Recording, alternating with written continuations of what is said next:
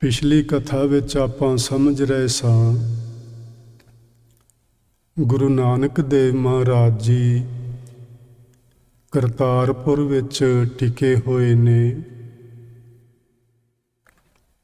ਉਸ ਜਗ੍ਹਾ ਤੇ ਹੁਣ ਬਹੁਤ ਸਾਰੇ ਲੋਕ ਦੂਰ ਦੁਰਾਡੇ ਤੋਂ ਆਉਣੇ ਸ਼ੁਰੂ ਹੋ ਗਏ ਨੇ। ਵੱਖ-ਵੱਖ ਤਰ੍ਹਾਂ ਦੇ, ਕਿਉਂਕਿ ਉਦੋਂ ਸਿੱਖ ਧਰਮ ਨਾਂ ਦੀ ਤੇ ਕੋਈ ਚੀਜ਼ ਨਹੀਂ ਸੀ ਅਜੇ। ਕੇਵਲ ਉਸ ਖਿੱਤੇ ਦੇ ਵਿੱਚ 3 ਤਰ੍ਹਾਂ ਦੇ ਲੋਕ ਜ਼ਿਆਦਾਤਰ ਰਹਿੰਦੇ ਸਨ। ਹਿੰਦੂ ਸਨ, ਮੁਸਲਮਾਨ ਸਨ ਤੇ ਤੀਜੇ ਨੰਬਰ ਤੇ ਜੋਗੀ ਸਨ, ਕਿਉਂਕਿ ਜਿਹੜਾ ਜੋਗੀਆਂ ਦਾ ਗੜ੍ਹ ਇਹ ਵੀ ਪੰਜਾਬ ਹੀ ਸੀ। ਗੋਰਖਨਾਥ ਪੰਜਾਬ ਦੇ ਹੀ ਹੋਏ ਨੇ। ਸੋ ਇਹਨਾਂ ਦੇ ਇੱਥੇ ਪੰਜਾਬ ਦੇ ਇਸ ਖਿੱਤੇ ਵਿੱਚ ਹੁੰਦਿਆਂ ਬਹੁਤ ਸਾਰੇ ਲੋਕ ਇਹਨਾਂ ਦੇ ਅਨੁਯਾਈ ਬਣੇ ਹੋਏ ਸਨ, ਇਹਨਾਂ ਦੇ ਸਿੱਖ ਬਣੇ ਹੋਏ ਸਨ। ਜਦੋਂ ਲੋਕਾਂ ਨੂੰ ਪਤਾ ਲੱਗਾ ਕਿ ਗੁਰੂ ਨਾਨਕ ਸਾਹਿਬ ਕਰਤਾਰਪੁਰ ਵਿੱਚ ਟਿਕੇ ਨੇ, ਉਹ 8-9 ਸਾਲਾਂ ਦੀ ਲੰਮੀ ਯਾਤਰਾ, ਜਿਹਨੂੰ ਆਪਾਂ ਉਦਾਸੀ ਆਖਦੇ ਹਾਂ, ਕਰਕੇ ਆਏ ਨੇ। ਉਹਨਾਂ ਨੇ ਵੱਡੇ ਵੱਡੇ ਧਾਰਮਿਕ ਸਥਾਨਾਂ 'ਤੇ ਜਾ ਕੇ ਧਾਰਮਿਕ ਲੋਕਾਂ ਨੂੰ ਚੰਗੀ ਸੇਧ ਬਖਸ਼ੀ ਏ। ਉਹ ਵੱਡੇ ਵੱਡੇ ਉਪਦਰਵੀਆਂ ਨੂੰ ਮਿਲੇ ਨੇ, ਚੋਰਾਂ ਠੱਗਾਂ ਡਾਕੂਆਂ ਨੂੰ ਮਿਲੇ, ਜੰਤਰਾਂ ਮੰਤਰਾਂ ਵਾਲਿਆਂ ਨੂੰ ਮਿਲੇ, ਤੇ ਸਭਨਾਂ ਨੂੰ ਸਿੱਧੇ ਰਾਹ ਉਹਨਾਂ ਨੇ ਪਾਇਆ। ਤੇ ਚਲੋ ਆਪਾਂ ਵੀ ਉਹਨਾਂ ਕੋਲ ਚੱਲੀਏ ਤਾਂ ਜੋ ਅਸੀਂ ਵੀ ਕੋਈ ਸਿੱਖਿਆ ਲੈ ਕੇ ਆਪਣੇ ਜੀਵਨ ਨੂੰ ਚੰਗਾ ਬਣਾ ਸਕੀਏ। ਸੋ ਇੱਥੇ ਹੁਣ ਬਹੁਤ ਸਾਰੇ ਲੋਕ ਆਉਂਦੇ ਨੇ ਤੇ ਗੁਰੂ ਸਾਹਿਬ ਉਹਨਾਂ ਨੂੰ ਗੁਰੂ ਦੀਖਿਆ ਦਿੰਦੇ ਨੇ। ਅੱਜ ਆਪਾਂ ਇੱਥੋਂ ਗੱਲ ਸ਼ੁਰੂ ਕਰਨੀ ਹੈ ਕਿ ਗੁਰੂ ਦੀਖਿਆ ਕੀ ਹੁੰਦੀ ਹੈ। ਦੀਖਿਆ ਦਾ ਮਤਲਬ ਗੁਰਮਤਿ ਵਿੱਚ ਤੇ ਆਪਾਂ ਸਿੱਖਿਆ ਕਰਦੇ ਹਾਂ। ਜੋਗ ਮਤ ਵਿੱਚ ਜਾਂ ਹਿੰਦੂ ਧਰਮ ਸ਼ਾਸਤਰਾਂ ਨੇ ਇਸ ਦੀਖਿਆ ਨੂੰ ਦੀਕਸ਼ਾ ਦਾ ਨਾਂ ਉਹਨਾਂ ਨੇ ਦਿੱਤਾ ਹੋਇਆ ਹੈ। ਉਹਨਾਂ ਦੇ ਮਤ ਵਿੱਚ ਦੀਕਸ਼ਾ ਦਾ ਮਤਲਬ ਹੁੰਦਾ ਹੈ ਗੁਰੂ ਧਾਰਨ ਕਰਨਾ। ਜਿਸ ਕਿਸੇ ਸਾਧੂ ਕੋਲੋਂ, ਜਿਸ ਮਹਾਂਪੁਰਸ਼ ਕੋਲੋਂ, ਕਿਸੇ ਗੁਰੂ ਕੋਲੋਂ ਕੋਈ ਜਪਣ ਲਈ ਮੰਤਰ ਲੈਂਦਾ ਹੈ ਤੇ ਆਪਣੇ ਆਪ ਨੂੰ ਉਸ ਦਾ ਸਿੱਖ ਜਾਂ ਆਪਣਾ ਸ਼ਿਸ਼ਯ ਕਹਿ ਲਈਏ, ਚੇਲਾ ਆਖ ਲਈਏ, ਮੰਨਦਾ ਹੈ ਤੇ ਉਸ ਨੂੰ ਆਪਣਾ ਗੁਰੂ ਬਣਾ ਲੈਂਦਾ ਹੈ, ਉਸ ਸਮੁੱਚੀ ਕਿਰਿਆ ਨੂੰ ਦੀਕਸ਼ਾ ਆਖਦੇ ਨੇ। ਗੁਰਮਤਿ ਵਿੱਚ ਦੀਖਿਆ ਦਾ ਮਤਲਬ ਹੈ ਸਿੱਖਿਆ ਲੈਣਾ ਗੁਰੂ ਤੋਂ। ਤੇ ਪ੍ਰੋਫੈਸਰ ਸਾਹਿਬ ਸਿੰਘ ਆਖਦੇ ਨੇ, ਸਿੱਖਿਆ ਉਹ ਜਿਸ ਸਿੱਖਿਆ ਨੂੰ ਪਾ ਕੇ ਸਿੱਖ ਆਪਣਾ ਆਪਾ ਗੁਰੂ ਨੂੰ ਸਮਰਪਿਤ ਕਰ ਦੇਵੇ, ਉਹ ਸਿੱਖਿਆ।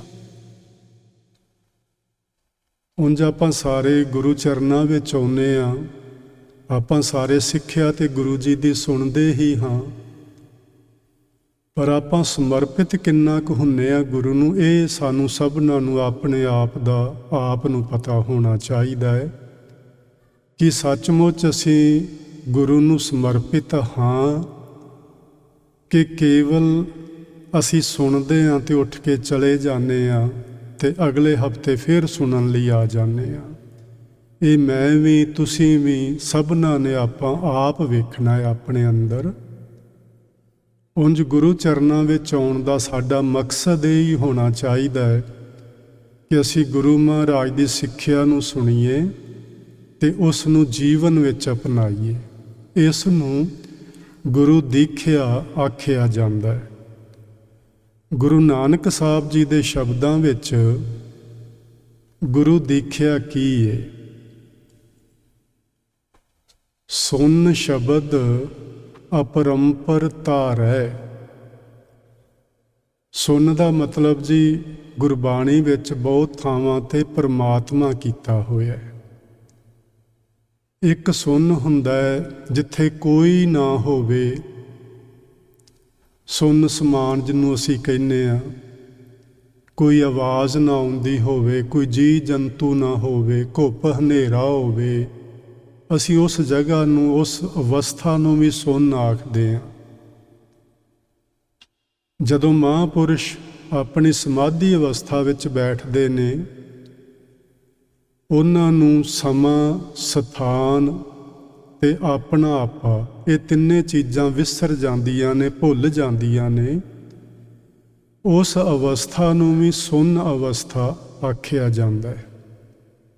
ਤੇ ਸੁੰਨ ਦਾ ਇੱਕ ਮਤਲਬ ਹੁੰਦਾ ਹੈ ਪਰਮਾਤਮਾ। ਸੁੰਨ ਸ਼ਬਦ, ਪਰਮਾਤਮਾ ਦਾ ਸ਼ਬਦ। ਹੁਣ ਇੱਕ ਸਵਾਲ ਖੜਾ ਹੋਣਾ ਹੈ ਕਿ ਪਰਮਾਤਮਾ ਦਾ ਅਕਸਰ ਸ਼ਬਦ ਕੀ ਹੈ? ਉਂਝ ਤੇ ਸਾਨੂੰ ਮਹਾਂਪੁਰਸ਼ ਜਿਹੜੇ ਨੇ ਉਹ ਦੱਸਦੇ ਨੇ ਕਿ ਜਿਹੜੀ ਮਹਾਂਪੁਰਸ਼ਾਂ ਦੀ ਬਾਣੀ ਹੁੰਦੀ ਏ ਉਹ ਰੱਬੀ ਬਾਣੀ ਹੁੰਦੀ ਏ, ਔਰ ਇਹ ਠੀਕ ਹੈ, ਗੱਲ ਕੋਈ ਗਲਤ ਨਹੀਂ ਹੈ। ਪਰ ਜੇ ਅਸੀਂ ਇਸ ਤਰ੍ਹਾਂ ਸਾਰੇ ਅਸੀਂ ਗੁਰਮਤਿ ਦੇ ਧਾਰਨੀ ਜਿੰਨੇ ਲੋਕਾਂ ਕਹਿੰਦੇ ਹਾਂ ਕਿ ਗੁਰੂ ਗ੍ਰੰਥ ਸਾਹਿਬ ਮਹਾਰਾਜ ਦੀ ਬਾਣੀ ਰੱਬੀ ਬਾਣੀ ਹੈ, ਇਹਦੇ 'ਚ ਕੋਈ ਸ਼ੱਕ ਨਹੀਂ ਹੈ, ਰੱਬੀ ਬਾਣੀ ਹੈ। ਲੇਕਿਨ ਇਸ ਤੋਂ ਪਹਿਲਾਂ ਰੱਬੀ ਬਾਣੀ ਕਿਹੜੀ ਸੀ? ਇਹ ਤਾਂ 500 ਵਰ੍ਹੇ ਹੀ ਹੋਏ ਅਜੇ ਗੁਰੂ ਨਾਨਕ ਸਾਹਿਬ ਨੂੰ ਸੰਸਾਰ ਵਿੱਚ ਆਇਆ। ਰੱਬੀ ਬਾਣੀ ਤੇ ਉਸ ਤੋਂ ਪਹਿਲਾਂ ਵੀ ਸੀ। ਤੇ ਸਾਡਾ ਧਿਆਨ ਜਾਏਗਾ ਵੇਦ ਸ਼ਾਸਤਰਾਂ ਵੱਲ, ਕਿਉਂਕਿ ਉਹ ਮੰਨਿਆ ਜਾਂਦਾ ਹੈ ਕਿ ਸਭ ਤੋਂ ਪੁਰਾਤਨ ਗ੍ਰੰਥ ਨੇ ਇਸ ਧਰਤੀ ਉੱਤੇ। ਤੇ ਆਖਰ ਉਹਨਾਂ ਤੋਂ ਪਹਿਲਾਂ ਉਦੋਂ ਆਵਾਜ਼ ਕਿਹੜੀ ਸੀ ਸੁੰਨ ਦੀ? ਸੋ ਇਹ ਗੱਲ ਅਸੀਂ ਜੇ ਧਿਆਨ ਵਿੱਚ ਲੈ ਆਈਏ ਕਿ ਜਦੋਂ ਮਨੁੱਖ ਜਾਤੀ ਹੀ ਨਹੀਂ ਸੀ ਇਸ ਧਰਤੀ ਉੱਤੇ ਪੈਦਾ ਹੋਈ, ਸੁੰਨ ਦਾ ਸ਼ਬਦ ਤੇ ਉਦੋਂ ਵੀ ਸੀ, ਕਿਉਂਕਿ ਪਰਮਾਤਮਾ ਨੇ ਸ਼ਬਦ ਦੁਆਰਾ ਹੀ ਇਹ ਬ੍ਰਹਿਮੰਡੀ ਰਚਨਾ ਰਚੀ ਹੈ। ਫਿਰ ਸ਼ਬਦ ਤੇ ਬੜਾ ਪੁਰਾਤਨ ਹੈ। ਉਹ ਸ਼ਬਦ ਜੀ ਗੁਰਬਾਣੀ ਵਿੱਚ ਜਿਹੜੇ ਬਚਨ ਆਖੇ ਗਏ ਨੇ ਉਹ ਹੈ ਅਨਹਦ ਸ਼ਬਦ, ਜਿਸ ਨੂੰ ਅਸੀਂ ਸਾਰੇ ਲੋਕ ਜਿੰਨੇ ਅਧਿਆਤਮਵਾਦੀ ਹਾਂ ਸਾਨੂੰ ਉਸ ਦੀ ਖੋਜ ਕਰਨੀ ਚਾਹੀਦੀ ਹੈ। ਉਸ ਨੂੰ ਜੇ ਸਾਨੂੰ ਉਹਦੀ ਸਮਝ ਪੈ ਜਾਏ, ਸਾਨੂੰ ਅੰਦਰੋਂ ਲੱਭ ਜਾਏ, ਤੇ ਉਹਦੇ ਨਾਲ ਸੁਰਤ ਜੋੜਨੀ ਚਾਹੀਦੀ ਹੈ। ਗੁਰੂ ਨਾਨਕ ਸਾਹਿਬ ਆਖਦੇ ਨੇ ਸੁੰਨ ਦਾ ਸ਼ਬਦ ਜਿਹੜਾ ਹੈ ਅਪਰੰਪਰ ਧਾਰ ਹੈ। ਅਪਰੰਪਰ ਦਾ ਮਤਲਬ ਹੁੰਦਾ ਹੈ ਪਰਮਾਤਮਾ ਜੀ ਦੀ ਕੋਈ ਹੱਦ ਬੰਨਾ ਨਹੀਂ, ਜਿਹਦਾ ਕੋਈ ਉਰਲਾ ਪਾਸਾ ਤੇ ਪਰਲਾ ਪਾਸਾ ਨਹੀਂ, ਜਿਹਨੂੰ ਅਸੀਂ ਅਪਰ ਅਪਾਰ ਵੀ ਆਖ ਦਿੰਦੇ। ਇਹ ਜਿਹੜਾ ਸੁੰਨ ਦਾ ਸ਼ਬਦ ਹੈ ਨਾ, ਇਹ ਸਾਨੂੰ ਉਸ ਪਰਮ ਪਿਤਾ ਪਰਮਾਤਮਾ ਦੇ ਵਿੱਚ ਟਿਕਾਈ ਰੱਖਦਾ ਹੈ। ਧਾਰੈ ਤੋਂ ਮਤਲਬ ਹੈ ਟਿਕ ਜਾਣਾ।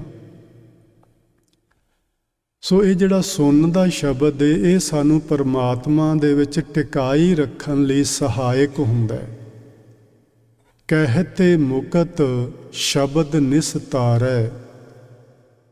ਇਸ ਸ਼ਬਦ ਨੂੰ ਜਿਹੜੇ ਕਹਿੰਦੇ ਨੇ, ਭਾਵ ਦੂਜਿਆਂ ਤੱਕ ਇਹਦੀ ਸੋਹ ਪਹੁੰਚਾਉਂਦੇ ਨੇ, ਇਹਦੀ ਖਬਰ ਪਹੁੰਚਾਉਂਦੇ ਨੇ, ਉਹ ਮੁਕਤ ਹੋ ਜਾਂਦੇ ਨੇ। ਤੇ ਖਬਰ ਤੇ ਉਹ ਹੀ ਪਹੁੰਚਾਏਗਾ ਨਾ ਜਿਨਨੇ ਉਸ ਸ਼ਬਦ ਨੂੰ ਸੁਣਿਆ ਹੋਵੇ, ਜਿਨਨੇ ਉਸ ਸ਼ਬਦ ਨੂੰ ਮਾਣਿਆ ਹੋਵੇ।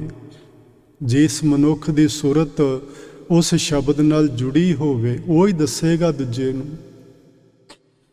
ਜਿਹੜਾ ਦੱਸੇਗਾ, ਜਿਹੜੇ ਦੱਸਣਗੇ ਕਹਿਤੇ ਮੁਕਤ, ਉਹ ਹਉਮੈ ਦੀਆਂ ਬੰਧਨਾਂ ਤੋਂ ਆਜ਼ਾਦ ਹੋ ਜਾਣਗੇ, ਵਿਕਾਰਾਂ ਦੇ ਬੰਧਨਾਂ ਤੋਂ ਮੁਕਤ ਹੋ ਜਾਣਗੇ।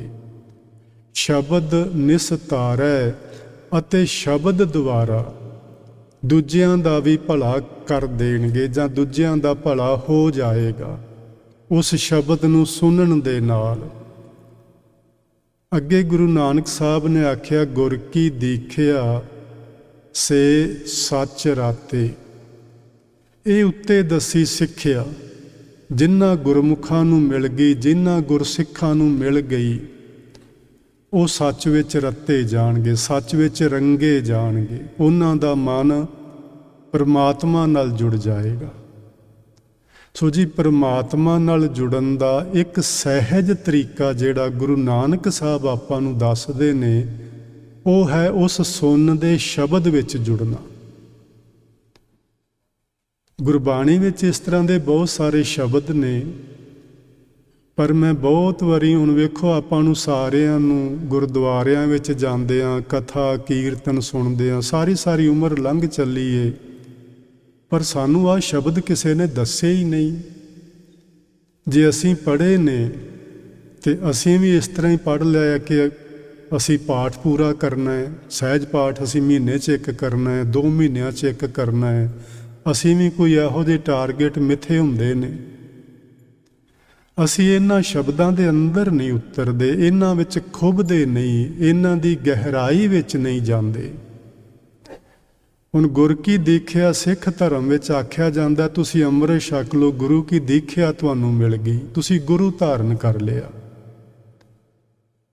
ਜਦੋਂ ਗੁਰੂ ਗੋਬਿੰਦ ਸਿੰਘ ਮਹਾਰਾਜ ਜੀ ਨੇ ਆਵਾਜ਼ ਦਿੱਤੀ ਹੋਏਗੀ ਕਿ ਮੈਨੂੰ ਤੁਹਾਡਿਆਂ ਸਿਰਾਂ ਦੀ ਲੋੜ ਏ, ਕੀ ਸੱਚਮੁੱਚ ਗੁਰੂ ਜੀ ਨੇ ਸਿਰ ਵੱਢ ਸੁੱਟੇ ਹੋਣਗੇ?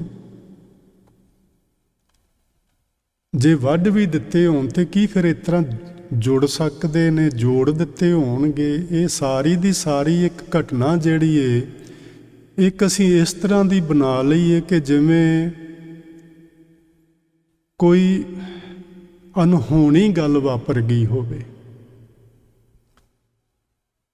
ਗੁਰ ਕੀ ਦੇਖਿਆ, ਜਦੋਂ ਗੁਰੂ ਗੋਬਿੰਦ ਸਿੰਘ ਮਹਾਰਾਜ ਨੇ ਆਵਾਜ਼ ਦਿੱਤੀ ਮੈਨੂੰ ਤੁਹਾਡਿਆਂ ਸਿਰਾਂ ਦੀ ਲੋੜ ਹੈ, ਇਹਦਾ ਮਤਲਬ ਸਿੱਧਾ ਜਿਹਾ ਸੀ ਕਿ ਤੁਹਾਡੇ ਸਮਰਪਣ ਦੀ ਲੋੜ ਹੈ। ਆਪਣਾ ਆਪਾ ਗੁਰੂ ਦੇ ਸਮਰਪਿਤ ਕਰੋ, ਗੁਰੂ ਦੇ ਹਵਾਲੇ ਕਰ ਦਿਓ। ਫਿਰ ਗੁਰ ਕਹਿਆ ਸਾਕਾਰ ਕਮਾਵੋ, ਫਿਰ ਜੋ ਗੁਰੂ ਆਖੇ ਉਹ ਬਚਨ ਮੰਨੋ। ਫਿਰ ਉਹ ਲੋਕ ਉੱਠੇ ਜਿਨ੍ਹਾਂ ਨੇ ਆਪਣਾ ਆਪਾ ਗੁਰੂ ਨੂੰ ਸਮਰਪਿਤ ਕਰ ਦਿੱਤਾ ਤੇ ਉਹ ਗੁਰੂ ਕੇ ਪਿਆਰੇ ਅਖਵਾਏ, ਉਹ ਸੱਚ ਵਿੱਚ ਰੰਗੇ ਗਏ। ਫਿਰ ਨਾ ਉਹਨਾਂ ਨੂੰ ਮਰਨ ਦਾ ਡਰ ਰਿਹਾ, ਨਾ ਉਹਨਾਂ ਨੂੰ ਜੀਵਨ ਦੀ ਖੁਸ਼ੀ ਰਹੀ, ਬਸ ਜੋ ਗੁਰੂ ਦਾ ਹੁਕਮ ਹੈ ਉਹੋ ਹੀ ਪ੍ਰਵਾਨ ਹੈ। ਗੁਰ ਕੀ ਦੀਖਿਆ ਸੇ ਸੱਚ ਰਾਤੇ, ਜਿਨ੍ਹਾਂ ਨੂੰ ਗੁਰੂ ਦੀ ਇਹ ਸਿੱਖਿਆ ਮਿਲ ਗਈ ਉਹ ਪਰਮਾਤਮਾ ਦੇ ਪਿਆਰ ਵਿੱਚ ਰੰਗੇ ਗਏ। ਨਾਨਕ ਆਪ ਗਵਾਏ ਮਿਲਨ। ਜਦੋਂ ਗੁਰੂ ਦਾ ਸਿੱਖ ਗੁਰੂ ਤੋਂ ਦੀਖਿਆ ਲੈ ਕੇ ਆਪਣਾ ਆਪਾ ਗਵਾ ਦਿੰਦਾ ਹੈ, ਮੈਂ ਨਾਹੀਂ ਪ੍ਰਭ ਸਭ ਕਿਛ ਤੇਰਾ, ਜਦੋਂ ਇਹ ਅਵਸਥਾ ਉਸ ਮਨੁੱਖ ਦੀ ਬਣਦੀ ਏ, ਉਦੋਂ ਉਹਦਾ ਮਿਲਨ ਹੋ ਜਾਂਦਾ ਪਰਮਾਤਮਾ ਨਾਲ। ਨਹੀਂ ਭਰਾਂਤੇ ਉਹਦੀ ਭਟਕਣਾ ਮੁੱਕ ਜਾਂਦੀ ਹੈ, ਉਹ ਫਿਰ ਭਟਕਦਾ ਨਹੀਂ, ਉਹ ਭਰਮਾਂ 'ਚ ਨਹੀਂ ਪੈਂਦਾ। ਹੁਣ ਆਪਾਂ ਜਿੰਨਿਆਂ ਕੁ ਲੋਕਾਂ ਨੇ ਅੰਮ੍ਰਿਤ ਛਕਿਆ, ਜਿੰਨੇ ਕੁ ਲੋਕ ਗੁਰੂ ਨਾਲ ਜੁੜੇ ਆ, ਆਪਾਂ ਆਪਣੇ ਆਪਣੇ ਅੰਦਰ ਵੇਖੀਏ ਤਾਂ ਸਹੀ, ਕਿਤੇ ਭਟਕਣਾ ਅਜੇ ਟਿਕੀ ਤੇ ਨਹੀਂ ਹੋਈ। ਅਜੇ ਮਨ ਭਟਕਦੇ ਨਹੀਂ ਰਿਹਾ ਕਿ ਇੱਥੇ ਤੇ ਕੁਛ ਵੀ ਨਹੀਂ ਮਿਲਿਆ, ਕਿਤੇ ਹੋਰ ਚੱਲੀਏ, ਜਾਂ ਉੱਥੋਂ ਨਹੀਂ ਕੁਛ ਮਿਲਿਆ ਤੇ ਹੁਣ ਕਿਸੇ ਹੋਰ ਪਾਸੇ ਨੂੰ ਮੂੰਹ ਕਰੀਏ। ਇਹ ਆਮ ਕਰਕੇ ਸਾਡੇ ਵਿੱਚ ਇਹ ਗੱਲਾਂ ਪਾਈਆਂ ਜਾਂਦੀਆਂ ਨੇ। ਉੱਤੋਂ ਅਸੀਂ ਗੁਰੂ ਦੇ ਸਿੱਖ ਹੀ ਰਹਿੰਦੇ ਹਾਂ, ਬਾਣਾ ਵੀ ਧਾਰਨ ਕਰੀ ਰੱਖਦੇ ਹਾਂ, ਲੇਕਿਨ ਅਸੀਂ ਜਿਵੇਂ ਪੰਜਾਬ ਦੇ ਅੰਦਰ ਜਾਂ ਹਿੰਦੁਸਤਾਨ ਦੇ ਅੰਦਰ ਮੁਸਲਮਾਨਾਂ ਦੀਆਂ ਕਬਰਾਂ ਨੇ, ਅਜੇ ਵੀ ਬਹੁਤ ਸਾਰੇ ਬਾਣਾਧਾਰੀ ਸਿੱਖ ਉਹਨਾਂ ਕਬਰਾਂ 'ਤੇ ਮੱਥੇ ਟੇਕਦੇ ਵੇਖੇ ਜਾ ਸਕਦੇ ਨੇ। ਇਹਦਾ ਮਤਲਬ ਹੈ ਕਿ ਗੁਰਦੁਆਰਿਓਂ ਉਹਨਾਂ ਨੂੰ ਕੁਛ ਵੀ ਨਹੀਂ ਮਿਲਿਆ, ਤਾਂ ਹੀ ਉੱਥੇ ਗਏ ਨੇ ਨਾ। ਉਹ ਹੋਰ ਥਾਵਾਂ 'ਤੇ ਇਹ ਲੋਕ ਭਟਕਦੇ ਵੇਖੇ ਜਾ ਸਕਦੇ ਨੇ। ਇਹਦਾ ਮਤਲਬ ਬੜਾ ਸਿੱਧਾ ਜਿਹਾ ਹੋ ਗਿਆ ਕਿ ਇਹਨਾਂ ਨੇ ਗੁਰੂ ਤੋਂ ਦੀਖਿਆ ਲਈ ਹੀ ਨਹੀਂ, ਆਪਣਾ ਆਪਾ ਗੁਰੂ ਦੇ ਸਮਰਪਿਤ ਕੀਤਾ ਹੀ ਨਹੀਂ। ਗੁਰੂ ਨਾਨਕ ਸਾਹਿਬ ਦਾ ਬਚਨ ਹੈ, ਜਿਨ੍ਹਾਂ ਨੇ ਗੁਰੂ ਦੀ ਸਿੱਖਿਆ ਨੂੰ ਧਾਰਨ ਕਰ ਲਿਆ ਉਹ ਰੱਬ ਦੇ ਪਿਆਰ ਵਿੱਚ ਰੰਗੇ ਗਏ। ਉਹਨਾਂ ਨੇ ਆਪਣਾ ਆਪਾ ਗਵਾ ਦਿੱਤਾ ਤੇ ਉਹਨਾਂ ਦਾ ਮਿਲਨ ਪਰਮਾਤਮਾ ਨਾਲ ਹੋ ਗਿਆ। ਨਹੀਂ ਭਰਾਂਤੇ ਉਹਨਾਂ ਦੀ ਭਟਕਣਾ ਮੁੱਕ ਗਈ। ਹੁਣ ਉਹ ਭਰਮਦੇ ਨਹੀਂ, ਹੁਣ ਉਹ ਭਟਕਦੇ ਨਹੀਂ ਹਨ। ਸੋ ਇਹ ਹਨ ਗੁਰੂ ਨਾਨਕ ਸਾਹਿਬ ਦੇ ਬਚਨ ਗੁਰੂ ਦੀ ਦੀਖਿਆ ਦੇ ਸੰਬੰਧ ਵਿੱਚ। ਬਹੁਤ ਸਾਰੇ ਸਿੱਖ ਇੱਥੇ ਆਉਂਦੇ ਨੇ ਹੁਣ ਕਰਤਾਰਪੁਰ ਦੇ ਅੰਦਰ, ਤੇ ਉਹ ਗੁਰੂ ਨਾਨਕ ਸਾਹਿਬ ਨੂੰ ਆਖਦੇ ਨੇ ਸਾਨੂੰ ਗੁਰੂ ਦੀਕਸ਼ਾ ਦਿਓ, ਗੁਰੂ ਦੀਖਿਆ ਦਿਓ, ਗੁਰੂ ਮੰਤਰ ਦਿਓ। ਜਿਵੇਂ ਆਪਾਂ ਪਿਛਲੀ ਵਾਰੀ ਸੁਣਿਆ ਕਿ ਭਾਈ ਕਰੋੜੀਆ ਪਹਿਲਾਂ ਤੇ ਗੁਰੂ ਨਾਨਕ ਸਾਹਿਬ ਦਾ ਵਿਰੋਧ ਕਰਦਾ ਹੀ ਰਿਹਾ, ਤੇ ਜਦੋਂ ਸਮਝ ਆਈ ਫਿਰ ਉਸਨੇ ਵੀ ਹੱਥ ਜੋੜ ਕੇ ਆਖਿਆ ਗੁਰੂ ਜੀ ਮੈਨੂੰ ਗੁਰੂ ਦੀਖਿਆ ਬਖਸ਼ੋ। ਗੁਰੂ ਨਾਨਕ ਸਾਹਿਬ ਨੇ ਗੁਰਮੰਤਰ ਦੀ ਦਾਤ ਦਿੱਤੀ। ਗੁਰਮੰਤਰ ਪਾ ਕੇ ਆਪਣਾ ਆਪਾ ਗੁਰੂ ਨੂੰ ਸਮਰਪਿਤ ਕੀਤਾ, ਤੇ ਉਹ ਬੜੀ ਉੱਚੀ ਆਤਮ ਅਵਸਥਾ ਵਿੱਚ ਮਨੁੱਖ ਪਹੁੰਚਿਆ। ਇਸੇ ਹੀ ਥਾਂ ਤੇ ਪ੍ਰਿਥੀਮਲ ਤੇ ਭਾਈ ਰਾਮਾ ਜੀ ਆਪਣੇ ਸਾਥੀਆਂ ਸਹਿਤ ਇੱਥੇ ਆਏ ਨੇ। ਆਪਾਂ ਪਿਛਲੀ ਵਾਰੀ ਗੱਲ ਕੀਤੀ ਸੀ ਕਿ ਇੱਥੇ ਬਹੁਤ ਸੰਗਤ ਆਈ ਏ, ਹਜ਼ਾਰਾਂ ਦੀ ਗਿਣਤੀ ਵਿੱਚ ਲੋਕ ਆਏ ਨੇ, ਪਰ ਭਾਈ ਗੁਰਦਾਸ ਜੀ ਨੇ ਕੁਛ 94 ਜੇ ਨਾਂ ਲਿਖੇ ਨੇ, ਤੇ ਉਹ ਨਾਂ 20 ਨੇ। ਉਹਨਾਂ ਵਿੱਚੋਂ 2-4 ਨਾਵਾਂ ਉੱਤੇ ਮੈਂ ਤੁਹਾਡੇ ਨਾਲ ਗੱਲਬਾਤ ਕਰਾਂਗਾ। ਪ੍ਰਿਥੀਮਲ ਜੀ ਤੇ ਰਾਮਾ ਜੀ ਇੱਥੇ ਹੀ ਕਰਤਾਰਪੁਰ ਗੁਰੂ ਨਾਨਕ ਸਾਹਿਬ ਦੀ ਸੋਹ ਸੁਣ ਕੇ ਇੱਥੇ ਪਹੁੰਚੇ ਨੇ।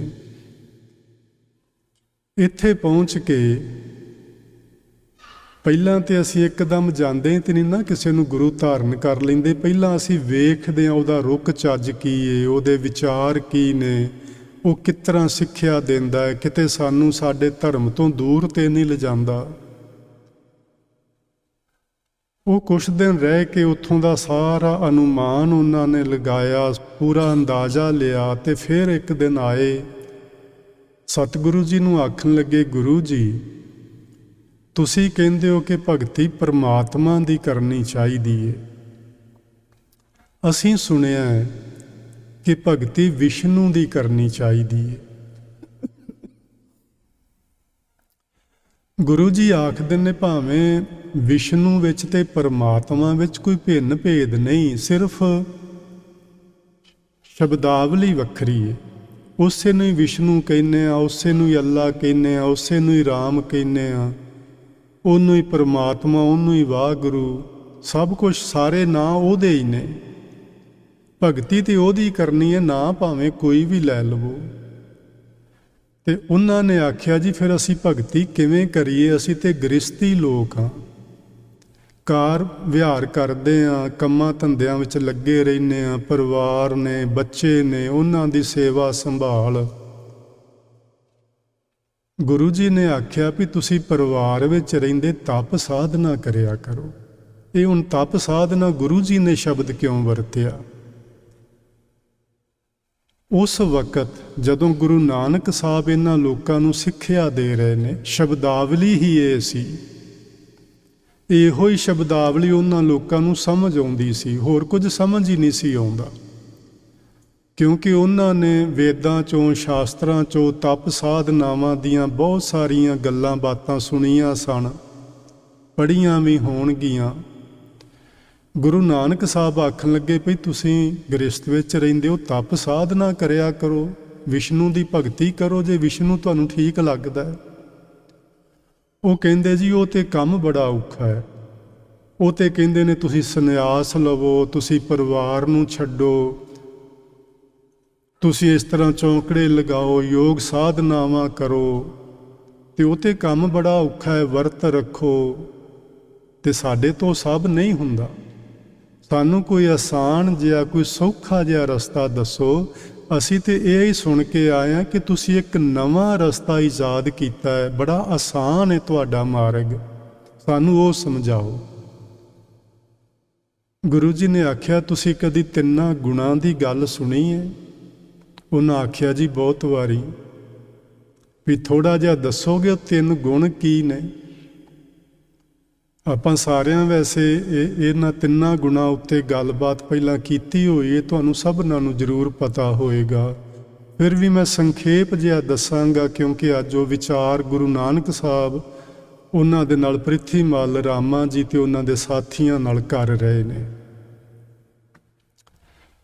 ਉਹਨਾਂ ਨੇ ਦੱਸਿਆ ਜੀ ਜਿਹੜੇ ਮਾਇਆ ਦੇ 3 ਗੁਣ ਨੇ ਇਹਨਾਂ ਬਾਰੇ ਅਸੀਂ ਇਸ ਤਰ੍ਹਾਂ ਸੁਣਿਆ ਹੈ ਕਿ ਜਿਹੜਾ ਤਮੋ ਗੁਣ ਹੈ ਉਹਦੇ ਵਿੱਚ ਮਨੁੱਖ ਜਿਹੜਾ ਹੈ ਉਹ ਬੜਾ ਸੁਸਤ ਹੁੰਦਾ ਹੈ, ਆਲਸੀ ਹੁੰਦਾ ਹੈ, ਕ੍ਰੋਧਵਾਨ ਹੁੰਦਾ ਹੈ, ਕਾਮੀ ਹੁੰਦਾ ਹੈ, ਦੂਜਿਆਂ ਨਾਲ ਝਗੜਾ ਕਰਦਾ ਹੈ, ਲੋਕਾਂ ਦੀ ਨਿੰਦਿਆ ਚੁਗਲੀ ਕਰਦਾ ਤੇ ਸੁਣਦਾ ਹੈ। ਇਹੋ ਜਿਹੇ ਸਾਰੇ ਕਰਮ ਉਸ ਮਨੁੱਖ ਦੇ ਹੁੰਦੇ ਨੇ ਜਿਹੜਾ ਤਮੋ ਗੁਣ ਵਿੱਚ ਵਿਚਰਦਾ, ਆਪਣੀ ਜ਼ਿੰਦਗੀ ਜਿਉਂਦਾ ਹੈ। ਰਜੋ ਗੁਣ ਸਾਨੂੰ ਇਸ ਤਰ੍ਹਾਂ ਸਮਝਾਇਆ ਗਿਆ ਹੈ ਕਿ ਜਿਹੜਾ ਮਨੁੱਖ ਥੋੜ੍ਹਾ ਜਿਹਾ ਇਹਨਾਂ ਚੀਜ਼ਾਂ ਤੋਂ ਉੱਚਾ ਉੱਠ ਜਾਏ ਤੇ ਉਹ ਫਿਰ ਆਪਣੀ ਮਿਹਨਤ ਮੁਸ਼ੱਕਤ ਕਰਦਾ ਹੈ, ਕਿਰਤ ਕਰੇ, ਬਿਜ਼ਨਸ ਕਰੇ, ਖੇਤੀ ਕਰੇ, ਜੋ ਵੀ ਉਹ ਕਰੇ, ਉਹ ਧਨ ਇਕੱਠਾ ਕਰਨ ਦੀ ਕੋਸ਼ਿਸ਼ ਕਰਦਾ ਹੈ, ਉਹ ਮਿਹਨਤ ਕਰਦਾ ਹੈ, ਉਹ ਚੰਗੇ ਕੰਮ ਕਰਦਾ ਹੈ। ਇਹੋ ਜਿਹੀਆਂ ਚੀਜ਼ਾਂ ਸਾਰੀਆਂ ਮਨੁੱਖ ਜਦੋਂ ਕਰਦਾ ਹੈ ਤੇ ਉਹ ਰਜੋ ਗੁਣ ਵਿੱਚ ਚਲਾ ਜਾਂਦਾ ਹੈ। ਸਤੋ ਗੁਣ ਜਿਹੜਾ ਹੈ ਸ਼ਾਂਤਵਿਕ ਗੁਣ ਹੁੰਦਾ ਹੈ। ਅਸੀਂ ਇਸ ਤਰ੍ਹਾਂ ਸੁਣਿਆ ਹੈ ਕਿ ਜਿਹੜਾ ਇਸ ਸਤੋ ਗੁਣ ਵਿੱਚ ਮਨੁੱਖ ਚਲਾ ਜਾਏ ਉਹ ਫਿਰ ਲੋਕ ਭਲਾਈ ਦੇ ਕੰਮ ਕਰਦਾ ਹੈ, ਉਹ ਸੇਵਾ ਕਰਦਾ ਹੈ, ਉਹ ਪਰਉਪਕਾਰ ਦੇ ਕੰਮ ਕਰਦਾ ਹੈ, ਉਹ ਸਾਰੀ ਮਾਨਵਤਾ ਨੂੰ ਆਪਣੇ ਸਮਝਦਾ ਹੈ, ਕੋਈ ਉਹਨੂੰ ਬੇਗਾਨਾ ਨਹੀਂ ਲੱਗਦਾ, ਉਹ ਕਿਸੇ ਨਾਲ ਹੁਣ ਝਗੜਾ ਨਹੀਂ ਕਰਦਾ, ਕੋਈ ਉਹਦੇ ਨਾਲ ਕਰੇ ਵੀ ਤੇ ਉਹ ਹੱਥ ਜੋੜ ਕੇ ਅੱਗੇ ਲੰਘ ਜਾਂਦਾ। ਇਹ ਸਤੋ ਗੁਣੀ ਲੋਕਾਂ ਦਾ ਸੁਭਾਅ ਹੈ।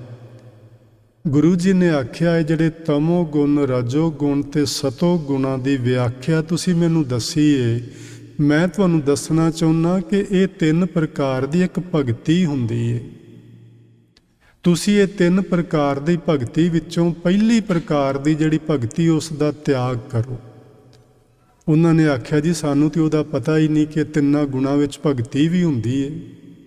ਅਸੀਂ ਤੇ ਗ੍ਰਸਤੀ ਲੋਕ ਆਹੀਂ ਤੇ ਇਸ ਤਰ੍ਹਾਂ ਹੀ ਸਮਝਦੇ ਰਹੇ ਹਾਂ ਹੁਣ ਤੱਕ ਕਿ ਜਿਹੜੀਆਂ ਉੱਤੇ ਮੈਂ ਗੱਲਾਂ ਤੁਹਾਨੂੰ ਦੱਸੀਆਂ ਵੀ ਇਸ ਤਰ੍ਹਾਂ ਹੀ ਕਰਨਾ, ਇਹਨਾਂ 3 ਗੁਣਾਂ ਵਿੱਚ ਵਿਚਰਨਾ ਹੁੰਦਾ ਹੈ। ਪਰ ਗੁਰੂ ਨਾਨਕ ਸਾਹਿਬ ਨੇ ਆਖਿਆ ਤਮੋ ਗੁਣ ਦੀ ਜਿਹੜੀ ਭਗਤੀ ਉਹ ਸੁਣ ਲਵੋ, ਉਹ ਨਹੀਂ ਕਰਨੀ। ਉਹਦੇ ਵਿੱਚ ਹੁੰਦਾ ਹੈ ਕਿ ਸਰੀਰ ਨੂੰ ਦੁਖੀ ਕਰਨਾ, ਜਿਹਨੂੰ ਉਹ ਤਪ ਸਾਧਨਾ ਆਖਦੇ ਨੇ, ਜਿਹੜਾ ਸ਼ਬਦ ਗੁਰੂ ਜੀ ਨੇ ਵੀ ਵਰਤਿਆ ਕਿ ਤਪ ਸਾਧਨਾ ਕਰੋ। ਪਰ ਹੁਣ ਉਹ ਦੱਸਣਗੇ ਕਿ ਕਿਹੜੀ ਤਪ ਸਾਧਨਾ ਕਰਨੀ ਹੈ।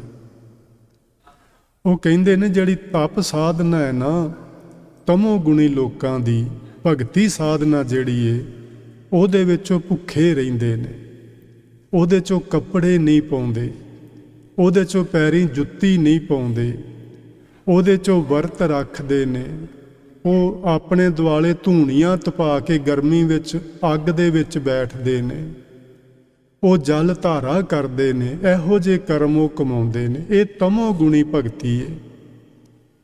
ਇਸ ਤਮੋ ਗੁਣੀ ਦੀ ਭਗਤੀ ਨੂੰ ਕਰਨ ਦੇ ਨਾਲ ਮਨ ਵਿੱਚ ਕ੍ਰੋਧ ਪੈਦਾ ਹੁੰਦਾ ਹੈ, ਨਾ ਕਿ ਸ਼ਾਂਤੀ ਆਉਂਦੀ ਹੈ।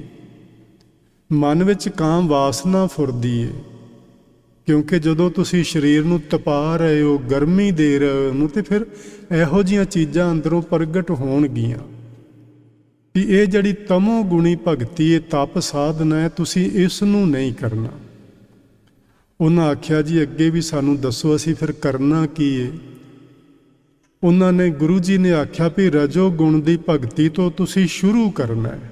ਰਜੋ ਗੁਣ ਦੀ ਭਗਤੀ ਤੁਹਾਨੂੰ ਰੱਬ ਤੱਕ ਨਹੀਂ ਪਹੁੰਚਾਏਗੀ, ਲੇਕਿਨ ਹਰ ਚੀਜ਼ ਦਾ ਇੱਕ ਜਿੱਥੋਂ ਅਸੀਂ ਸ਼ੁਰੂ ਕਰਦੇ ਹਾਂ ਇੱਕ ਪੁਆਇੰਟ ਹੁੰਦਾ ਹੈ ਜਿੱਥੋਂ ਕੋਈ ਚੀਜ਼ ਪ੍ਰਾਰੰਭ ਕੀਤੀ ਜਾਂਦੀ ਹੈ।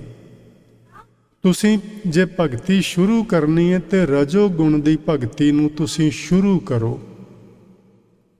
ਵੈਸੇ ਗੁਰੂ ਜੀ ਨੇ ਇੱਕ ਬਚਨ ਉਹਨਾਂ ਨਾਲ ਹੋਰ ਕੀਤਾ, ਆਖਣ ਲੱਗੇ ਜਿਹੜੀ ਇਹ ਅਧਿਆਤਮਿਕਤਾ ਹੈ ਇਹ ਇੱਕ ਵਿਦਿਆ ਹੈ। ਇਸ ਵਿਦਿਆ ਨੂੰ ਸਮਝਣ ਲਈ, ਪੜ੍ਹਨ ਲਈ ਤੁਹਾਨੂੰ ਅਧਿਆਤਮਿਕ ਲੋਕਾਂ ਕੋਲ ਬੈਠਣਾ ਚਾਹੀਦਾ। ਜਿੰਨਾ ਚਿਰ ਤੁਸੀਂ ਅਧਿਆਤਮਿਕਵਾਦੀ ਲੋਕਾਂ ਕੋਲ ਨਹੀਂ ਬੈਠਦੇ ਉਨਾ ਚਿਰ ਤੁਸੀਂ ਇਸ ਸਿੱਖਿਆ ਨੂੰ, ਇਸ ਵਿਦਿਆ ਨੂੰ ਸਮਝ ਨਹੀਂ ਸਕਦੇ। ਅੱਜ ਪੂਰੀ ਧਰਤੀ ਦੇ ਉੱਤੇ ਬਹੁਤ ਸਾਰੇ ਧਾਰਮਿਕ ਸਥਾਨ ਨੇ, ਧਰਮ ਮੰਦਰ ਆਖ ਲਈਏ ਬਹੁਤ ਨੇ, ਪਰ ਅਧਿਆਤਮਿਕਤਾ ਕਿਤੇ ਨਹੀਂ ਸਿਖਾਈ ਜਾਂਦੀ। ਬਹੁਤ ਘੱਟ ਥਾਵਾਂ ਨੇ ਜਿੱਥੇ ਅਧਿਆਤਮਿਕਤਾ ਸਿਖਾਈ ਜਾਂਦੀ ਹੈ। ਇਹ ਕਿਤੇ ਨਹੀਂ ਦੱਸਿਆ ਜਾਂਦਾ ਅਧਿਆਤਮਿਕਤਾ ਹੈ ਕੀ ਹੈ। ਉਹਦੀਆਂ ਗੱਲਾਂ ਜ਼ਰੂਰ ਕੀਤੀਆਂ ਜਾਂਦੀਆਂ ਨੇ। ਵੈਸੇ ਸਾਨੂੰ ਇਹ ਚਾਹੀਦਾ ਹੈ ਕਿ ਜਿੰਨੇ ਵੀ ਧਰਮ ਸਥਾਨ ਇਸ ਧਰਤੀ ਦੇ ਉੱਤੇ ਉਹ ਸਾਰੇ ਅਧਿਆਤਮਿਕਤਾ ਦੇ ਸਕੂਲ ਹੋਣੇ ਚਾਹੀਦੇ ਨੇ। ਪੁਰਾਣੇ ਸਮੇਂ ਵਿੱਚ ਕੁਝ ਆਸ਼ਰਮ, ਕੁਝ ਡੇਰੇ ਹਿੰਦੁਸਤਾਨ ਵਿੱਚ ਸਨ ਜਿੱਥੋਂ ਅਧਿਆਤਮਿਕਤਾ ਦੀ ਛੋਟੀ ਮੋਟੀ ਕੋਈ ਕਿਰਨ ਮਿਲਦੀ ਸੀ। ਪਰ ਅਜੋਕੇ ਚੱਲ ਰਹੇ ਸਮੇਂ ਵਿੱਚ ਉਹ ਬਹੁਤ ਸਾਰੇ ਡੇਰੇ, ਆਸ਼ਰਮ, ਧਰਮ ਮੰਦਰ, ਗੁਰਦੁਆਰੇ, ਇਹ ਸਾਰੇ ਜਿਵੇਂ, ਜੇ ਬੁਰਾ ਨਾ ਮੰਨੋ ਤੇ ਮੈਂ ਇਸ ਤਰ੍ਹਾਂ ਆਖਾਂ ਵੀ ਰਾਜਨੀਤੀ ਦੀ ਖੱਡ ਵਿੱਚ ਡਿੱਗ ਕੇ ਗਰਕ ਹੋ ਚੁੱਕੇ ਨੇ। ਸਾਡੇ ਸਥਾਨ ਵੀ ਬਾਕੀ ਵੀ ਹਰ ਥਾਂ ਤੇ ਤੁਹਾਨੂੰ ਰਾਜਨੀਤੀ ਦਾ ਬੋਲਬਾਲਾ ਮਿਲੇਗਾ। ਜਿਹੜੇ ਲੋਕ ਕਥਾ ਕਰਨ ਵਾਲੇ, ਕੀਰਤਨ ਕਰਨ ਵਾਲੇ, ਉਹ ਵੀ ਇਸੇ ਤੋਂ ਪ੍ਰਭਾਵਿਤ ਨੇ। ਕਿਵੇਂ ਇਹਨਾਂ ਆਗੂਆਂ ਦੀਆਂ ਉਹਨਾਂ ਨੇ ਚਾਪਲੂਸੀ ਕਰਨੀ ਹੈ, ਕਿਵੇਂ ਇਹਨਾਂ ਤੋਂ ਟਾਈਮ ਲੈਣਾ ਹੈ, ਕਿਵੇਂ ਇਹਨਾਂ ਤੋਂ ਪੈਸੇ ਲੈਣੇ ਨੇ। ਬਸ ਇਹ ਵੀ ਤਾਂ ਇੱਕ ਰਾਜਨੀਤੀ ਹੈ ਨਾ ਜੀ। ਸੋ ਇਹ ਸਾਡਾ ਪੂਰਾ ਸਿਸਟਮ ਹੀ, ਜਿਹਨੂੰ ਅਸੀਂ ਧਰਮ ਦੀ ਦੁਨੀਆ ਆਖਦੇ ਹਾਂ ਇਸ ਧਰਤੀ ਦੇ ਉੱਤੇ, ਉਹ ਰਾਜਨੀਤੀ ਦੀ ਖੱਡ ਵਿੱਚ ਡਿੱਗ ਚੁੱਕਾ ਹੈ। ਉਹਦੇ ਚੋਂ ਕੱਢਣ ਲਈ ਸਾਨੂੰ ਖੁਦ ਨੂੰ, ਆਪਾਂ ਸਾਰਿਆਂ ਨੂੰ ਇੱਕ ਯਤਨ ਕਰਨਾ ਹੋਏਗਾ। ਤੇ ਉਹ ਯਤਨ ਗੁਰ ਦੀਖਿਆ ਲੈ ਕੇ, ਗੁਰੂ ਤੋਂ ਸਿੱਖਿਆ ਲੈ ਕੇ ਉਹਦੇ ਮੁਤਾਬਕ ਅਸੀਂ ਅਮਲ ਕਰੀਏ ਆਪਣੀ ਜ਼ਿੰਦਗੀ ਦੇ ਅੰਦਰ। ਸੋ ਇਹ ਅਧਿਆਤਮਿਕਤਾ ਇੱਕ ਵਿੱਦਿਆ ਹੈ। ਜਿਸ ਤਰ੍ਹਾਂ ਅਸੀਂ ਬਾਕੀ ਪੜ੍ਹਾਈਆਂ ਪੜ੍ਹਦੇ ਹਾਂ, ਇਸ ਤਰ੍ਹਾਂ ਸਾਨੂੰ ਅਧਿਆਤਮਿਕ ਵਿੱਦਿਆ ਵੀ, ਇਹ ਪੜ੍ਹਾਈ ਇਸੇ ਤਰ੍ਹਾਂ ਪੜ੍ਹਨੀ ਚਾਹੀਦੀ ਹੈ। ਇਹਦੀ ਕਿਤੋਂ ਸ਼ੁਰੂਆਤ ਹੁੰਦੀ ਹੈ ਤੇ ਕਿਤੇ ਐਂਡਿੰਗ ਵੀ ਹੈ। ਇਹਦੀ ਸ਼ੁਰੂਆਤ ਰਜੋਗੁਣ ਦੀ ਭਗਤੀ ਤੋਂ ਤੇ ਇਸ ਦਾ ਅੰਤ ਹੈ ਪਰਮਾਤਮਾ ਦੇ ਵਿੱਚ ਲੀਨ ਹੋ ਜਾਣਾ। ਇਹਦੇ ਵਿੱਚ ਬਹੁਤ ਕੁਝ ਵਿਚਕਾਰ, ਜਿਹਦੇ ਵਿੱਚੋਂ ਜਗਿਆਸੂ ਨੂੰ ਗੁਜ਼ਰਨਾ ਪੈਂਦਾ। ਸੋ ਰਜੋਗੁਣ ਦੀ ਭਗਤੀ ਜਿਹੜੀ ਦੱਸੀ ਗੁਰੂ ਨਾਨਕ ਸਾਹਿਬ ਨੇ ਪ੍ਰਿਥੀਮਲ ਤੇ ਰਾਮਾ ਜੀ ਨੂੰ, ਆਖਣ ਲੱਗੇ ਜਿਹੜੀ ਰਜੋਗੁਣ ਦੀ ਭਗਤੀ ਇੱਥੋਂ ਸ਼ੁਰੂ ਹੁੰਦੀ ਹੈ, ਸਭ ਤੋਂ ਪਹਿਲਾਂ ਆਪਣੀਆਂ ਇੰਦਰੀਆਂ ਤੇ ਕੰਟਰੋਲ ਕਰੋ। ਸਰੀਰ ਨੂੰ ਤਪਾਉਣਾ ਨਹੀਂ, ਇਹਨੂੰ ਠੰਡੇ ਪਾਣੀ ਵਿੱਚ ਤਸੀਹੇ ਨਹੀਂ ਦੇਣੇ, ਨੰਗੇ ਪੈਰੀਂ ਕੰਡੇ ਨਹੀਂ ਮਰਵਾਉਣੇ ਪੈਰਾਂ ਵਿੱਚ, ਧੁੱਪ ਵਿੱਚ ਨਹੀਂ ਖੜੇ ਹੋਣਾ। ਇਹ ਸਭ ਕਰਮ ਨਹੀਂ ਕਰਨੇ, ਵਰਤ ਨਹੀਂ ਰੱਖਣੇ। ਕਰਨਾ ਕੀ ਏ? ਇੱਥੋਂ ਸਾਡਾ ਰਾਜਸੀ ਭਗਤੀ ਸ਼ੁਰੂ ਹੁੰਦੀ ਏ। ਇੰਦਰੀਆਂ ਨੂੰ ਕਾਬੂ ਵਿੱਚ ਰੱਖਣਾ, ਪੈਰਾਂ ਨੂੰ ਮਾੜੇ ਪਾਸੇ ਤੁਰ ਕੇ ਨਹੀਂ ਜਾਣ ਦੇਣਾ, ਅੱਖਾਂ ਦੇ ਪਰਾਏ ਰੂਪ ਨੂੰ ਵਿਕਾਰੀ ਦ੍ਰਿਸ਼ਟੀ ਨਾਲ ਵੇਖਣ ਤੇ ਇਹਨਾਂ ਨੂੰ ਰੋਕਣਾ। ਇਸੇ ਤਰ੍ਹਾਂ ਬਾਕੀ ਸਾਰੇ ਸਾਡੇ ਜਿਹੜੇ ਇੰਦਰੇ ਨੇ, ਕੰਨਾਂ ਨੂੰ ਨਿੰਦਿਆ ਚੁਗਲੀ ਸੁਣਨ ਤੋਂ ਰੋਕਣਾ, ਆਪਣੀ ਜ਼ੁਬਾਨ ਨੂੰ ਨਿੰਦਿਆ ਚੁਗਲੀ ਜਾਂ ਫਿੱਕੇ ਬੋਲ ਬੋਲਣ ਤੋਂ ਰੋਕਣਾ, ਇਹਨਾਂ ਉੱਤੇ ਕਾਬੂ ਪਾਉਣਾ। ਇਹ ਹੈ ਰਾਜਸੀ ਤਪ, ਇੱਥੋਂ ਸ਼ੁਰੂ ਹੁੰਦਾ ਹੈ ਜੀ। ਜੇ ਸੱਚਮੁੱਚ ਆਪਾਂ ਅਧਿਆਤਮ ਮਾਰਗ ਤੇ ਚੱਲਣਾ ਚਾਹੁੰਦੇ ਹਾਂ ਤੇ ਅੱਜ ਤੋਂ ਇੱਕ ਆਪਣੇ ਮਨ ਨਾਲ ਵਾਅਦਾ ਕਰੀਏ ਕਿ ਅਸੀਂ ਮਾੜਾ ਬੋਲਾਂਗੇ ਨਹੀਂ, ਮਾੜਾ ਸੁਣਾਂਗੇ ਨਹੀਂ, ਮਾੜਾ ਕਰਾਂਗੇ ਨਹੀਂ, ਮਾੜਿਆਂ ਦੀ ਸੰਗਤ ਵਿੱਚ ਨਹੀਂ ਬੈਠਾਂਗੇ। ਜੇ ਆਪਾਂ ਇੱਥੋਂ ਸ਼ੁਰੂ ਕਰੀਏ ਤੇ ਅਸੀਂ ਸੱਚਮੁੱਚ ਅਧਿਆਤਮਿਕ ਦੇ ਰਸਤੇ ਤੇ ਪਹਿਲਾ ਕਦਮ ਰੱਖ ਰਹੇ ਹੋਵਾਂਗੇ। ਇੱਥੇ ਪਰਿਪੂਰਨ ਨਹੀਂ ਆਪਾਂ ਹੋ ਜਾਣਾ, ਇੱਥੋਂ ਸ਼ੁਰੂਆਤ ਹੋਣੀ ਹੈ। ਗੁਰੂ ਜੀ ਨੇ ਉਹਨਾਂ ਸਿੱਖਾਂ ਨੂੰ ਸਮਝਾਇਆ ਕਿ ਇਹ ਹੈ ਰਜੋ ਗੁਣ ਦੀ ਭਗਤੀ। ਫਿਰ ਇਸ ਰਜੋ ਗੁਣ ਦੀ ਭਗਤੀ ਨੂੰ ਕਰਦਿਆਂ ਕਰਦਿਆਂ ਤੁਸੀਂ ਸਤੋ ਗੁਣ ਦੀ ਭਗਤੀ ਵਿੱਚ ਪ੍ਰਵਿਰਤ ਹੋਣਾ, ਉਹਦੇ ਵਿੱਚ ਤਬਦੀਲ ਹੋ ਜਾਣਾ। ਸਤੋ ਗੁਣ ਦੀ ਭਗਤੀ ਕਿਹੜੀ ਹੈ? ਗੁਰੂ ਜੀ ਨੇ ਆਖਿਆ ਨਾਮ ਸਿਮਰਨ ਤੇ ਪਰਮਾਤਮਾ ਦੀ ਸਿਫਤ ਸਲਾਹ ਤੇ ਮਾਨਵਤਾ ਦੀ ਜਾਂ ਜੀਵਾਂ ਦੀ ਸੇਵਾ। ਇਹ ਤਿੰਨ ਚੀਜ਼ਾਂ ਗੁਰੂ ਜੀ ਨੇ ਦੱਸੀਆਂ ਇਹਨਾਂ ਸਿੱਖਾਂ ਨੂੰ। ਇਹ ਸ਼ਾਂਤਵਿਕ ਭਗਤੀ ਹੈ ਕਿ ਸਭ ਤੋਂ ਪਹਿਲਾਂ ਤੁਸੀਂ ਅੰਮ੍ਰਿਤ ਵੇਲਾ ਸੰਭਾਲਣਾ, ਉੱਠ ਕੇ ਨਾਮ ਜਪ ਦੀ ਸਾਧਨਾ ਕਰਨੀ। ਇਹ ਹੈ ਜੀ ਗੁਰੂ ਨਾਨਕ ਦੀ ਤਪ ਸਾਧਨਾ। ਸ਼ਬਦ ਉਹ ਹੀ ਨੇ ਪਰ ਸਾਧਨਾ ਵਿੱਚ ਫਰਕ ਹੈ।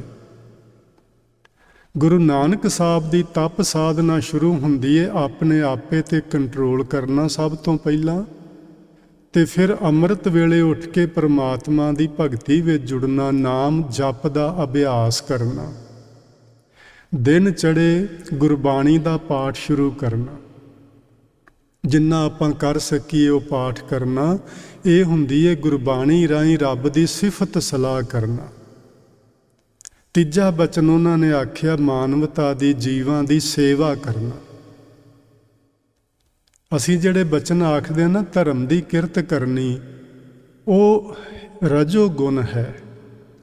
ਉਹ ਰਜੋ ਗੁਣ ਹੈ ਸੰਸਾਰੀ ਲੋਕਾਂ ਲਈ।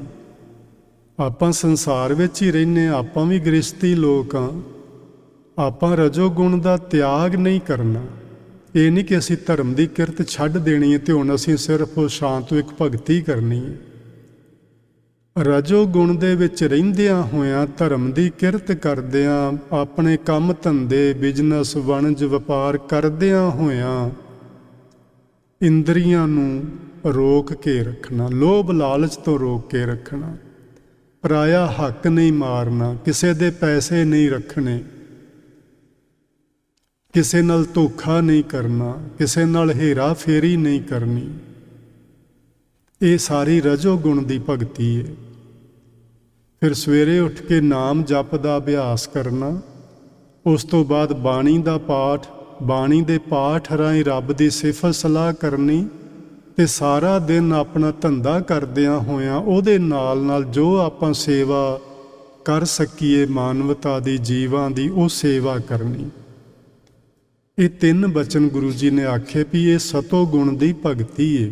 ਇੱਥੇ ਵੇਖੋ ਅੰਤ ਨਹੀਂ ਹੈ, ਇਹ ਇੱਕ ਅਗਲੀ ਸਟੇਜ ਹੈ ਅਧਿਆਤਮਿਕਤਾ ਦੀ, ਰਜੋ ਗੁਣ ਤੋਂ ਅੱਗੇ। ਪਰ ਇੱਥੇ ਅੰਤ ਨਹੀਂ, ਇੱਥੇ ਰੁਕਣਾ ਨਹੀਂ ਕਿ ਅਸੀਂ ਹੁਣ ਠੀਕ ਹਾਂ ਜੀ, ਸਵੇਰੇ ਨਾਮ ਜਪ ਲੈਂਦੇ ਹਾਂ, ਬਾਣੀ ਦਾ ਪਾਠ ਵੀ ਕਰਦੇ ਹਾਂ, ਫਿਰ ਅਸੀਂ ਥੋੜ੍ਹੀ ਬਹੁਤ ਸੇਵਾ ਵੀ ਕਰਦੇ ਹਾਂ ਤੇ ਹੁਣ ਬਹੁਤ ਹੋ ਗਿਆ। ਇੱਥੇ ਰੁਕਣਾ ਨਹੀਂ, ਇਹ ਕਾਫੀ ਨਹੀਂ।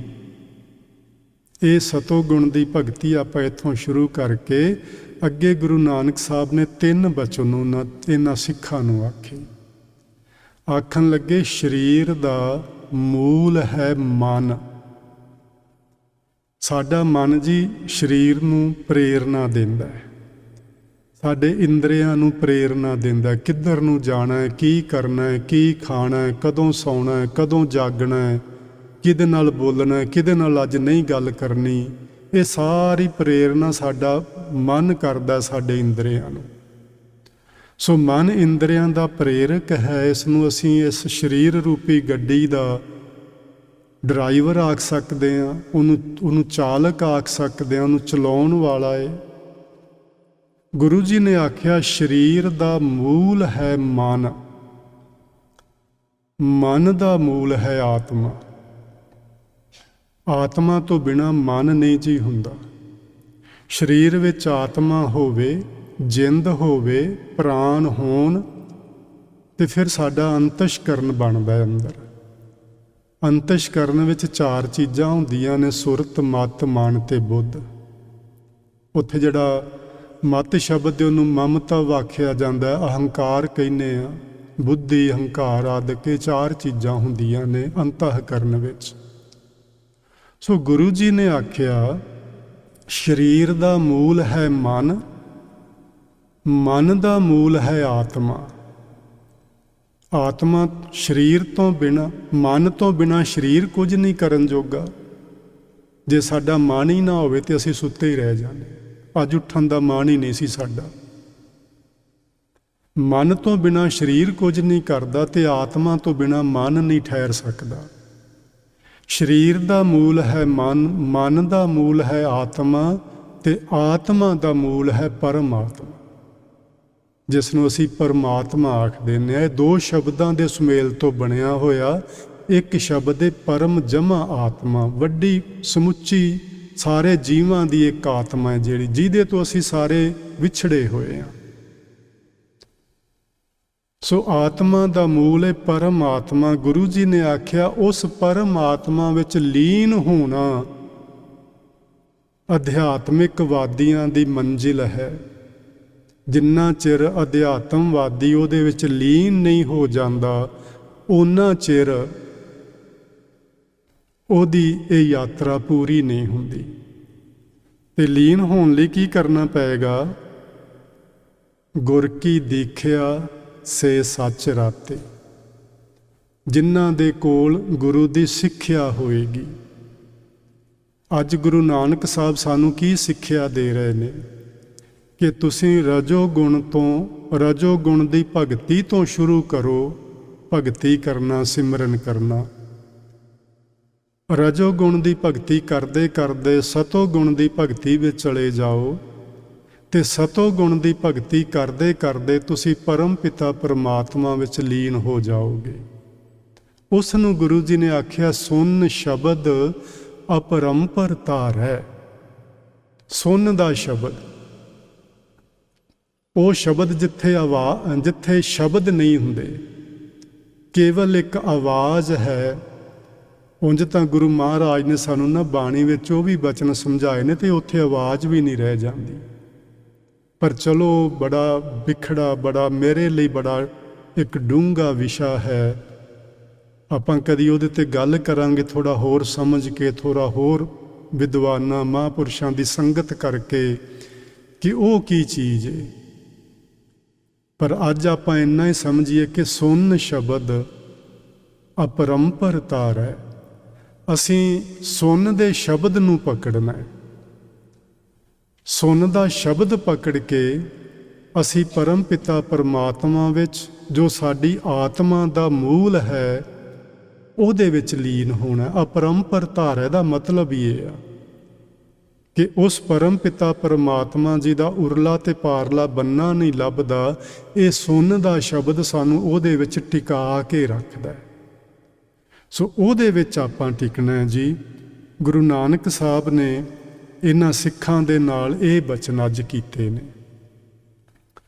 ਇਸ ਤੋਂ ਅੱਗੇ ਆਪਾਂ ਇੱਕ ਸਿੱਖ ਦੀ ਹੋਰ ਗੱਲ ਕਰਾਂਗੇ, ਬਾਬਾ ਬੁੱਢਾ ਜੀ ਦੀ। ਤੇ ਫਿਰ ਉਸ ਤੋਂ ਅੱਗੇ ਗੁਰੂ ਨਾਨਕ ਸਾਹਿਬ ਨੇ ਇੱਥੇ ਕੁਝ ਸਮਾਂ ਕਰਤਾਰਪੁਰ ਠਹਿਰ ਕੇ ਦੂਜੀ ਉਦਾਸੀ ਜਿਹੜੀ ਉਹ ਪ੍ਰਾਰੰਭ ਕਰਨੀ ਹੈ। ਉਹਦੇ ਵਿੱਚ ਵੀ ਉਹਨਾਂ ਨੇ ਬੜੇ ਬੜੇ ਸਾਧੂਆਂ ਨੂੰ ਮਿਲਣਾ ਹੈ, ਬੜੇ ਬੜੇ ਅਭਿਆਸੀ ਲੋਕਾਂ ਨੂੰ ਮਿਲਣਾ ਹੈ। ਤੇ ਇਉਂ ਲੱਗਦਾ ਹੈ ਕਿ ਜੇ ਅਸੀਂ ਸੱਚੀ ਗੁਰੂ ਨਾਨਕ ਸਾਹਿਬ ਦਾ ਜੀਵਨ ਪੜ੍ਹ ਲਈਏ ਠੀਕ ਢੰਗ ਨਾਲ ਟਿਕਾ ਕੇ ਮਨ ਬਿਰਤੀ ਨੂੰ, ਸਾਨੂੰ ਕੁਝ ਹੋਰ ਕਰਨ ਦੀ ਲੋੜ ਹੀ ਨਹੀਂ ਰਹਿ ਜਾਣੀ। ਉਹਦੇ ਵਿੱਚੋਂ ਇੰਨੇ ਪਿਆਰੇ ਬਚਨ ਲੱਭਦੇ ਨੇ ਕਿ ਸੱਚੀ ਕਮਾਲ ਹੀ ਹੋ ਜਾਂਦੀ। ਕਈ ਵਾਰੀ ਤੇ ਮਨ ਰੁਕ ਜਾਂਦਾ, ਬਹੁਤਾ ਨਹੀਂ ਰੁਕਦਾ ਜੇ ਸਾਡੇ ਮਨ ਦਾ ਸੁਭਾਅ ਹੀ ਨਹੀਂ ਰੁਕਣਾ ਬਣਿਆ। ਪਰ ਗੁਰੂ ਨਾਨਕ ਸਾਹਿਬ ਦੀ ਵਿਚਾਰ ਨੂੰ ਸੁਣਦਿਆਂ ਪੜ੍ਹਦਿਆਂ ਕਈ ਵਾਰੀ ਮਨ ਠਹਿਰ ਜਾਂਦਾ।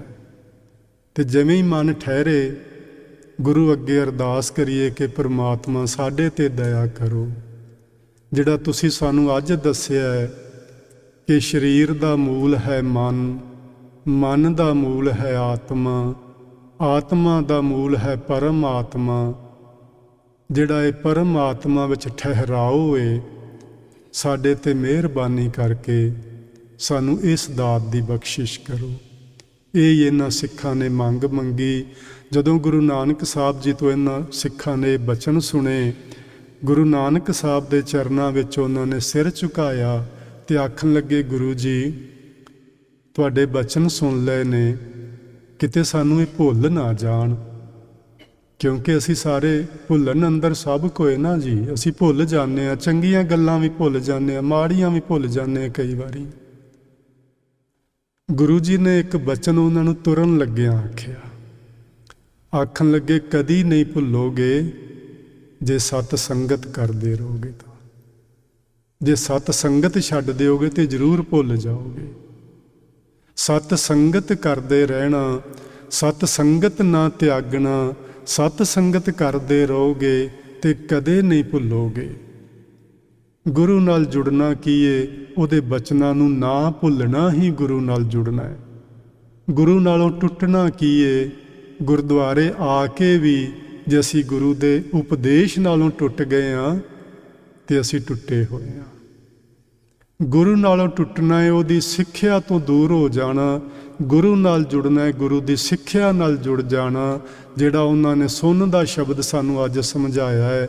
ਜੇ ਕਿਤੇ ਆਪਣੇ ਖਾਨੇ ਵਿੱਚੋਂ ਬੈਠ ਜਾਏ ਅੱਜ ਦੀ ਇੱਕੋ ਹੀ ਗੱਲ, ਸਾਡਾ ਪੂਰਾ ਜੀਵਨ ਸਫਲ ਜੀਵਨ ਬਣ ਸਕਦਾ ਹੈ। ਸਾਨੂੰ ਕਿਤੇ ਜਾਣ ਦੀ ਲੋੜ ਨਾ ਰਹੇਗੀ, ਸਾਡੀ ਭਟਕਣਾ ਮੁੱਕ ਜਾਏਗੀ, ਅਸੀਂ ਸ਼ਾਂਤ ਹੋ ਜਾਵਾਂਗੇ। ਸੋ ਜੀ ਆਪਾਂ ਕੋਸ਼ਿਸ਼ ਕਰੀਏ, ਗੁਰੂ ਮਹਾਰਾਜ ਦੇ ਚਰਨਾਂ ਵਿੱਚ ਆਉਂਦੇ ਹਾਂ। ਗੁਰੂ ਮਹਾਰਾਜ ਵੱਲੋਂ ਬਖਸ਼ੀ ਹੋਈ ਸਿੱਖਿਆ ਨੂੰ ਮੈਂ ਵੀ ਤੁਸੀਂ ਵੀ ਆਪਾਂ ਜੀਵਨ ਵਿੱਚ ਅਪਣਾਇਆ ਕਰੀਏ। ਤੁਸੀਂ ਬੜੇ ਪਿਆਰ ਨਾਲ ਅੱਜ ਦੀ ਵਿਚਾਰ ਨੂੰ ਸੁਣਿਆ, ਤੁਹਾਡਾ ਸਭਨਾਂ ਦਾ ਬਹੁਤ ਬਹੁਤ ਧੰਨਵਾਦ। ਭਾਈ ਸਾਹਿਬ ਆ ਗਏ ਨੇ, ਉਹਨਾਂ ਦਾ ਸਮਾਂ ਹੈ। ਉਹਨਾਂ ਨੇ ਆਪ ਸਾਰੀ ਸੰਗਤ ਨੂੰ ਕੀਰਤਨ ਰਾਹੀਂ ਗੁਰੂ ਸ਼ਬਦ ਨਾਲ ਜੋੜਨਾ ਹੈ। ਆਪ ਬੜੇ ਪਿਆਰ ਨਾਲ ਕੀਰਤਨ ਸੁਣਿਆ ਕਰੋ, ਮਨ ਨੂੰ ਟਿਕਾ ਕੇ। ਵੇਖੋ ਅੱਜ ਆਪਾਂ ਨੂੰ ਗੁਰੂ ਸਾਹਿਬ ਨੇ ਨਾ ਜਿਹੜੀ ਰਜੋ ਗੁਣ ਦੀ ਭਗਤੀ ਉਹ ਸਮਝਾਈ, ਗੱਲ ਹੀ ਸ਼ੁਰੂ ਇੱਥੋਂ ਕੀਤੀ ਉਹਨਾਂ ਨੇ ਕਿ ਇੰਦਰੀਆਂ ਨੂੰ ਰੋਕ ਕੇ ਰੱਖਣਾ, ਇਹਨੂੰ ਨਿਗ੍ਰਹਿ ਕਰਨਾ ਵੀ ਆਖਦੇ ਨੇ, ਇਹਨਾਂ ਨੂੰ ਟਿਕਾ ਕੇ ਰੱਖਣਾ। ਮੈਂ ਕਈ ਵਾਰੀ ਤੁਹਾਡੇ ਨਾਲ ਬਚਨ ਕਰਦਾ ਹਾਂ, ਜੇ ਗੁਰਬਾਣੀ ਦੇ ਅਰਥਾਂ ਦੀ ਸ਼ਬਦ ਸਮਝ ਨਾ ਵੀ ਆਵੇ ਕੋਈ ਗੱਲ ਨਹੀਂ, ਉਹਦੇ ਵਿੱਚ ਮਨ ਜੋੜੀ ਰੱਖੋ। ਜੋ ਵੀ ਸ਼ਬਦ ਉਚਾਰਨ ਕੀਤਾ ਜਾ ਰਿਹਾ ਹੈ ਉਸ ਸ਼ਬਦ ਵਿੱਚ ਆਪਣੀ ਸੁਰਤ ਨੂੰ, ਆਪਣੇ ਮਨ ਨੂੰ ਜੋੜੀ ਰੱਖੋ। ਬਸ ਉਹਦੇ ਨਾਲ ਹੀ ਆਪਣਾ ਭਲਾ ਹੋ ਜਾਣਾ। ਇਹੋ ਹੀ ਗੁਰੂ ਨਾਨਕ ਸਾਹਿਬ ਦੀ ਕਰਾਮਾਤ ਹੈ ਕਿ ਸਹਿਜ ਸੁਭਾਅ ਲੋਕਾਂ ਦਾ ਭਲਾ ਹੋਈ ਜਾ ਰਿਹਾ। ਕੋਈ ਬਹੁਤਾ ਸਾਨੂੰ ਔਖਿਆਂ ਹੋਣ ਦੀ ਜ਼ਰੂਰਤ ਨਹੀਂ, ਤਪ ਸਾਧਨਾਵਾਂ ਦੀ ਲੋੜ ਨਹੀਂ। ਸਾਡਾ ਇਹੋ ਹੀ ਤਪ ਬਣ ਜਾਣਾ ਹੈ, ਅਸੀਂ ਮਨ ਇੰਦਰੀਆਂ ਨੂੰ ਕਾਬੂ ਵਿੱਚ ਕਰਕੇ ਗੁਰੂ ਦੇ ਸ਼ਬਦ ਨਾਲ ਜੁੜ ਜਾਈਏ। ਸੋ ਜੀ ਮੇਰੇ ਪਾਸੋਂ ਹੋਈਆਂ ਭੁੱਲਾਂ ਦੀ ਖਿਮਾ ਪਿਆਰ ਨਾਲ ਆਖੋ। ਵਾਹਿਗੁਰੂ ਜੀ ਕਾ ਖਾਲਸਾ, ਵਾਹਿਗੁਰੂ ਜੀ ਕੀ ਫਤਿਹ।